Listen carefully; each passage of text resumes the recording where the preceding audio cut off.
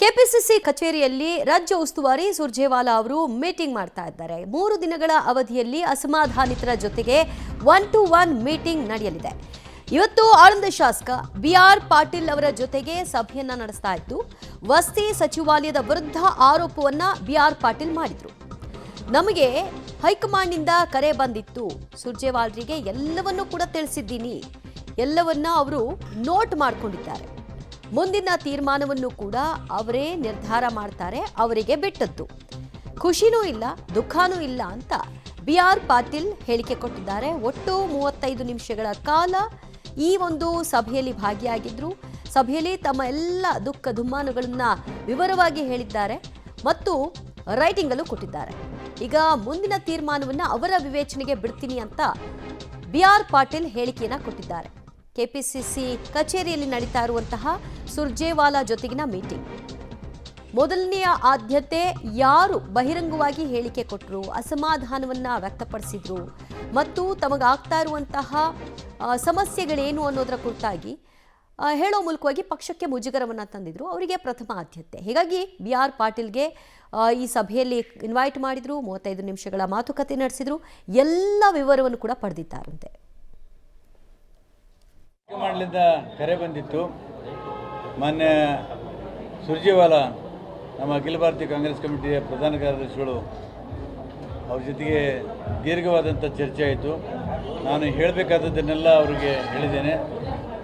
ಅವರೆಲ್ಲರೂ ನನ್ನ ವಿಷಯಗಳನ್ನು ನೋಟ್ ಮಾಡಿಕೊಂಡಿದ್ದಾರೆ. ಮುಂದಿನ ಬರ್ತಕ್ಕಂಥ ದಿನಗಳಲ್ಲಿ ಅವ್ರೇನು ಮಾಡಿದ್ದಾರೆ ಅವ್ರಿಗೆ ಬಿಟ್ಟಿದ್ದು ಪಕ್ಷ ಬಿಟ್ಟು ತಂದಿದ್ದೀನಿ. ಅವ್ರು ನೋಟ್ ಮಾಡ್ಕೊಂಡಿದ್ದಾರೆ. ಅವ್ರೇನು ಕ್ರಮ ಕೈಗೊಳ್ತಾರೋ ಹೈಕಮಾಂಡ್ ಬಿಟ್ಟಿದ್ದು. ಸಾಕಷ್ಟು ಅಸಮಾಧಾನ ವ್ಯಕ್ತಪಡಿಸಿದ್ರಿ. ಏನು ಅಸಮಾಧಾನ? ನಾನು ಹೋರಾಟಗಾರ, ಅಸಮಾಧಾನ ಇಲ್ಲ ನನಗೆ. ವ್ಯವಸ್ಥೆ ಸರಿ ಮಾಡಬೇಕು ಅಂತ ಎಲ್ಲ ವಿಷಯ ಮಾತಾಡಿದ್ದೀನಿ. ಖುಷಿಯಾಗಿದೆಯಾ? ದುಃಖನೂ ಇಲ್ಲ, ಖುಷಿನೂ ಇಲ್ಲ. ನನಗೆ ಹೈಕಮಾಂಡ್ನಿಂದ ಕರೆ ಬಂದಿತ್ತು.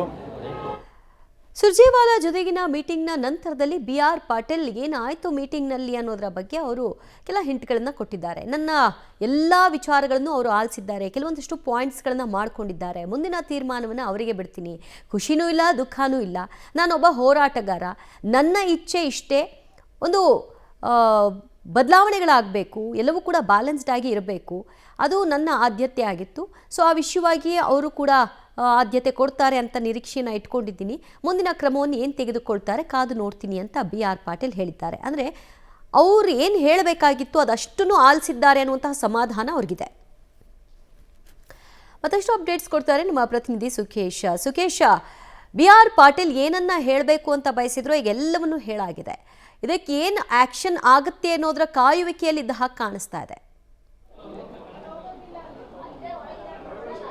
ಖಂಡಿತ ಜೊತೆ, ಯಾಕಂದರೆ ಈ ದೊಡ್ಡ ಮಟ್ಟಿಗೆ ಒಂದು AICCಯಿಂದ ಸ್ಪಂದನೆ ಸಿಗಲಿಕ್ಕೆ ಅಥವಾ ಒಂದು ಸಭೆ ಮಾಡಲಿಕ್ಕೆ ಮುಂದಾಗಲಿಕ್ಕೆ ಬಿಆರ್ ಪಾಟೀಲ್ ಅವರ ಹೇಳಿಕೆ ಕೂಡ ಪ್ರಮುಖವಾದ ಕಾರಣ ಆಗಿರುವಂಥದ್ದು. ಯಾಕಂದರೆ ಅವರ ಆಡಿಯೋ ಬಹಿರಂಗಗೊಂಡ ನಂತರದಲ್ಲಿ ಅದು ದೊಡ್ಡ ಮಟ್ಟದಲ್ಲಿ ಕಾಂಗ್ರೆಸ್ನಲ್ಲಿ ಚರ್ಚೆಗೆ ಗ್ರಾಸವಾಗಿತ್ತು ಮತ್ತು ಅದಕ್ಕೆ ಸಾಕಷ್ಟು ಪ್ರತಿಕ್ರಿಯೆಗಳನ್ನು ಕೂಡ ಸಚಿವರಿಂದ ಕೂಡ ನಿರೀಕ್ಷೆ ಮಾಡಲಾಗಿತ್ತು. ಹಾಗೆ ಎಲ್ಲ ಬೆಳವಣಿಗೆಗಳಾದಂಥ ಹಿನ್ನೆಲೆಯಲ್ಲಿ ಸಹಜವಾಗಿಯೇ ಯಾರು ಅಥವಾ ಒಬ್ಬರೇನಾ ಅಥವಾ ಇನ್ನುಳಿದವರು ಇದಾರ ಅನ್ನೋ ಸಂದರ್ಭದಲ್ಲಿ ಬೇರೆ ಬೇರೆ ಶಾಸಕರು ಕೂಡ ಪ್ರತಿಕ್ರಿಯೆಯನ್ನು ಕೊಟ್ಟಿರುವಂಥದ್ದು.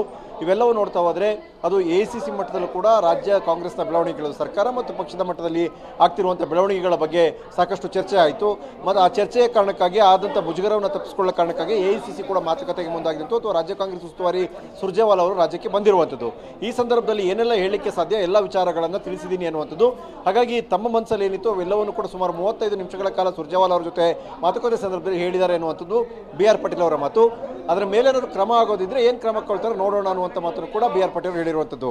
ದಿವ್ಯ ಜ್ಯೋತಿ, ಸುಖೇಶ್ ಸಂಪರ್ಕದಲ್ಲಿರಿ, ಇನ್ನಷ್ಟು ಅಪ್ಡೇಟ್ಸ್ ನಿಮ್ಮಿಂದ ಪಡೆದುಕೊಳ್ತೀವಿ. ಆಳಂದ ಶಾಸಕ ಬಿಆರ್ ಪಾಟೀಲ್ ಸುರ್ಜೇವಾಲಾ ಜೊತೆಗಿನ ಮೀಟಿಂಗ್ನಲ್ಲಿ ತಮ್ಮ ಎಲ್ಲ ಅಸಮಾಧಾನ ಮತ್ತು ಸಚಿವರ ಬಗ್ಗೆ ಇರುವಂತಹ ಬೇಸರ, ಏನಾಗಬೇಕು ಕ್ಷೇತ್ರಕ್ಕೆ, ಅನುದಾನದ ವಿಷಯದಲ್ಲಿ ಏನಾಗ್ತಾ ಇದೆ, ಇದೆಲ್ಲದರ ವಿವರವನ್ನು ಕೊಟ್ಟಿದ್ದಾರೆ.